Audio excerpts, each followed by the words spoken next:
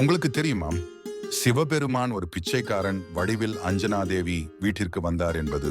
ஒரு காலத்தில் அஞ்சனாதேவி தன் வாழ்நாளின் ஒரே ஆசையாக ஒரு மகனை வேண்டி சிவபெருமானுக்காக கடினமான தவம் செய்து கொண்டிருந்தாள்.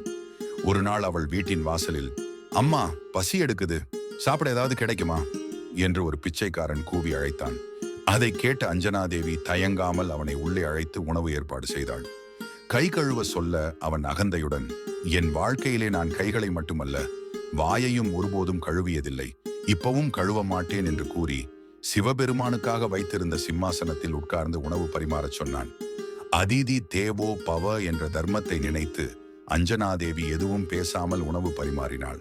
ஆனால் அந்த பிச்சைக்காரன் சாப்பிடும்போது வாயில் இருந்ததை கீழே துப்பி, சி, இதில் உப்பும் காரமும் இல்லை, என்ன சமைச்சிருக்க என்று குற்றம் சொல்லிக்கொண்டே சிவபெருமானுக்காக வைத்திருந்த படை அலங்கார உணவை முழுவதுமாக சாப்பிட்டான்.